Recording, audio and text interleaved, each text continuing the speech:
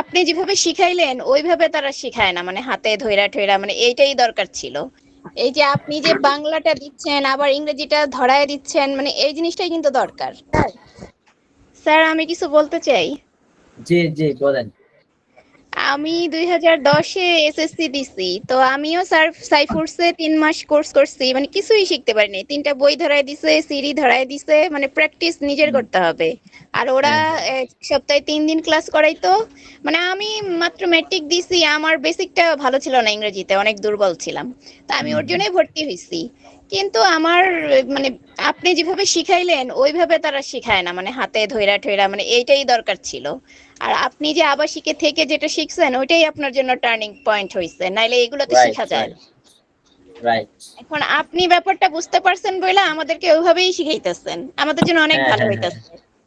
Right right, আপনি ধরতে পারছেন, বুঝতে পারছেন। আপনার পড়ার সিস্টেমটা মানে খুবই ভালো। আমি যে উইক, মানে আমার কাছে অনেক ভালো লাগছে। হ্যাঁ, every week students this method ছাড়া কোনো ওয়ে নাই। হ্যাঁ, কেউ যদি মোটামুটি ইংলিশ জানে, হ্যাঁ ভালো পারে, মোটামুটি বেসিক ঠিক আছে, তো সেও যদি এখানে থাকে তারও ফায়দা হবে। কিন্তু যদি মোটামুটি সে ইংলিশ জানে, তার জন্য আবার ওই কোর্স গুলা ঠিক আছে, আপনি ওখানে গিয়ে ওখানে তাহলে বুঝবেন ওই পড়াগুলা। ওই পড়াগুলা যদি আপনি পড়েন, অন্যান্য এই কোর্সে যে যান, তখন আপনি আপনি যে তাদের সাথে মানায় নিতে পারবেন। কিন্তু উইক হ্যাঁ স্টুডেন্টস আপনি যে এবং যারা শুরু করছে তারা কিন্তু এটা পারবেন না। এই যে আপনি যে বাংলাটা দিচ্ছেন আবার ইংরেজিটা ধরায় দিচ্ছেন, মানে এই জিনিসটাই কিন্তু দরকার। Yes yes. এই জিনিসটা হচ্ছে আমি বুঝতে পারছি যে বিভিন্ন, আবাসিক যে যে বিভিন্ন জায়গায় সাইফুলসে কোর্স আবাসিক করছি কোর্স এবং গুলো আমি অনেক আবাসিক ভালো। থাকছি। যে এক মিনিট, হ্যাঁ আবাসিক কোর্স গুলো এটা সব জায়গায় ভালো, আলহামদুলিল্লাহ। এটা হুম, সব জায়গায় ভালো।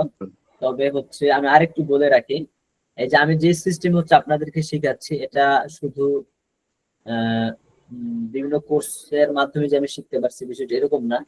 আমাদের এই সিস্টেমটা বহুত আগে থেকেই কবি মাদ্রাসায় প্রচলিত, বহুত হুম, আগে থেকে।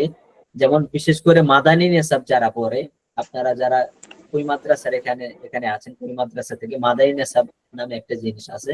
তো যারা মাদানী নেসাবে পড়ে, তারা হচ্ছে এক্স্যাক্টলি এই সিস্টেমে আজ থেকে 30-40 বছর আগে থেকে প্র্যাকটিস করে আসতেছে মাদ্রাসার মধ্যে, আরবি ভাষা শেখার জন্য, আরবি ভাষা আয়ত্ত করার জন্য এই সিস্টেমে আজ থেকে 30-40 বছর আগে থেকে প্র্যাকটিস করে আসছে।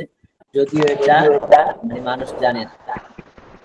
তা আমি হচ্ছে মাদানী নেসাবে পড়ছি, ওই মাদ্রাসার ছাত্র, তো আমি মাদানী নেসাবে পড়ছি। তো এই সিস্টেম হচ্ছে আমি আরবি ভাষাটা আয়ত্ত করছি। আমি আলহামদুলিল্লাহ আরবি ভাষা পারি, তো আরবি ভাষাটা আমি সিস্টেম আয়ত্ত করছি। তো এই সিস্টেম আয়ত্ত করার পরে যখন আমি আবার ইংলিশটা শিখলাম, এখন আমি তো ভাষার গম্যতা বুঝতে পারছি আসলে কিভাবে পড়ানো দরকার ও কিভাবে শিখাইলে ছাত্ররা শিখতে পারবো যারা দুর্বল একদম জিরো থেকে। তো সেভাবে হচ্ছে আমি এখন শেখানোর ট্রাই করতেছি। ইনশাল্লাহ স্যার। আচ্ছা স্যার, আপনার মতো কি এই যে এরকম আরবি শেখার কোনো স্কোপ আছে, আরবি ভাষা শেখার?